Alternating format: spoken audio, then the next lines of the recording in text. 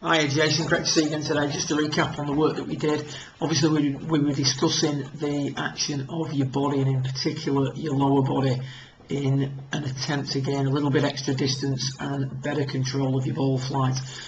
We made the point about your two different centres. You can see your upper centre identified by the yellow circle and your lower centre identified by the red circle. What we see in your backswing is a nice centred move off where both centres stay in line, which is very similar to what we see with our friend here on the left hand side of the screen. So very centred at that point, both centres stacked over the ball.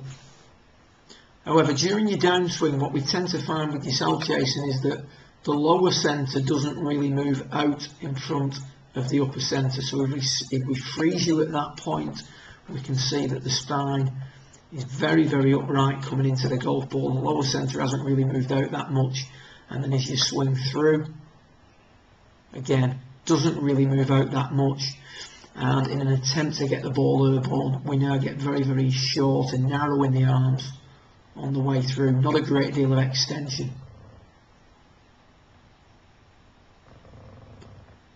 What we see with our friend here on the left is a much more pronounced move of his lower centre. So you can see as he starts his downswing, there's going to be more movement in his lower body towards the target. So as he's approaching the hitting area now, as we see here, we can see that his lower centre has moved out much more than your lower centre. So we just get rid of that.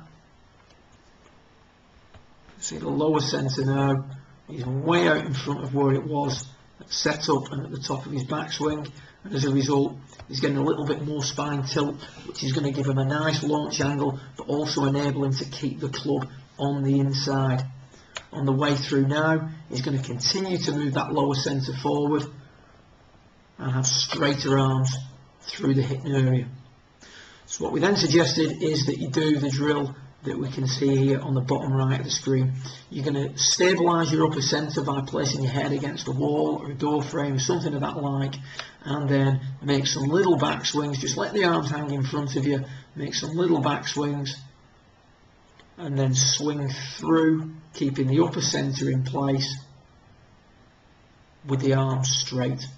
We elaborated a little bit more on this where eventually we were in a golfing grip, or we moved the hands a little bit closer together so that we could get the feeling that by about chest height we've got the arms nice and straight.